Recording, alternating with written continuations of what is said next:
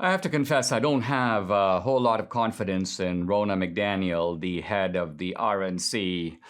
I see her blustering tweet, social media censorship has got to stop. This kind of declaration. But what is the RNC really doing? Now, there's an interesting clash that has emerged between Ronna McDaniel and Jenna Ellis. Jenna Ellis is a young lawyer who was on the Trump side during the election controversy. And this has become sort of acrimonious. Ronna McDaniel blocks Jenna Ellis. Jenna Ellis accuses Ronna McDaniel of lying. I'm actually going to get Jenna on the podcast to talk about this in more detail. But what this has to do with is an email that was apparently sent by Justin Reamer. Justin Reamer is the chief lawyer, the chief counsel to the RNC. And this was during the whole election fraud controversy, the aftermath of the election. And Justin Reamer evidently said, why are we wasting our time talking about election fraud? This is all ridiculous. The Trump people are a joke.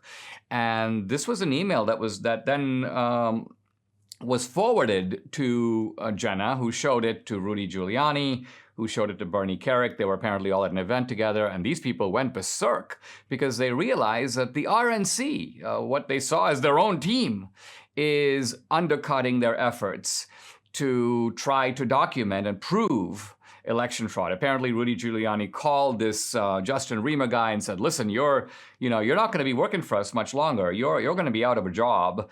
And then they asked Ronna McDaniel to get rid of this guy. This is a guy on our side. And by the way, let's remember that the Republican National Committee was raising an ocean of money to fight election fraud, and this was the guy who was tasked with doing it. Well, evidently, he had no interest in doing it. But you know what? This guy, Justin Reamer, he's still the chief counsel to the RNC. He never was fired then. He hasn't been fired to this date. And so the question arises, is the RNC playing a double game? Are they raising money to fight election fraud while, in a sense, having no intention of fighting election fraud? Were they sort of backstabbing Trump? Now, of course, what makes this kind of messy and complicated is that Trump, of course, has supported Ronna McDaniel as head of the RNC. So this is the fact of Trump, where we've seen it in many other cases, dealing with people around him who don't really share his values or not particularly loyal to him. And my own experience with the RNC is that these people do play double games. And for them, politics is a business.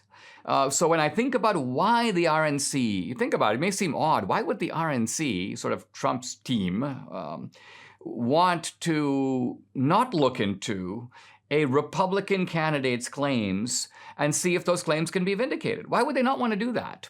Well, the answer, and it's very insidious and it's kind of frightening, is that the RNC actually thinks it's better for Trump to lose.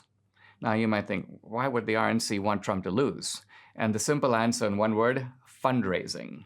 It is a well-known sort of axiom of politics. And by the way, this extends beyond the RNC. It extends even to, I remember that when I was in Washington, D.C., there were conservatives who would joke that their books would sell more and their careers would be in better shape when they were in opposition, because they've got sort of people to attack. And so it gives a kind of energy to their side. So similarly, in the fundraising department, people give money out of fear. Oh, the country is going down. We better stop this Biden guy. So the RNC knows this. And they go, wait a minute, if Trump wins, we're going to, in the second term, people kind of become a little lax. They kind of take things for granted. But if Biden comes in, threatening to ruin the country, RNC fundraising is going to skyrocket. And sure enough, I take a look. Here it is in the Washington Examiner.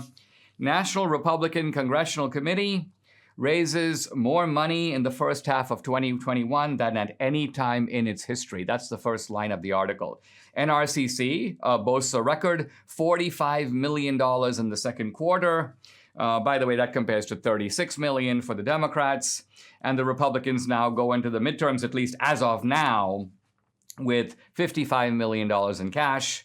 The Democrats have $44 million. So you see here how, even though you might think the Democrats are the party in power, can't they raise more money because they have access to the president? No. Interestingly, being in the opposition is a very good way to raise money because it taps into the anxiety of people about the direction in which the country was going. When I made my Obama film, I went to the RNC and I went to the Romney campaign. I showed them the film, which had been tested for its effectiveness in swinging independents against Obama.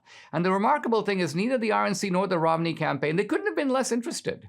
At one point, somebody on the campaign or somebody connected with the campaign said to me, well, Dinesh, you know what? Why don't you send us your film and we'll kind of take a look at it from a fundraising point of view. In other words, if people give us, they give money to the RNC, they give $500 or $1,000, we'll maybe send them a thank you, which is going to be a DVD of your film. And I was like, wait a minute, I didn't make the film to be a fundraising tool for the RNC. You're raising all this money. Aren't you raising the money for something? Aren't you raising the money to actually win the election?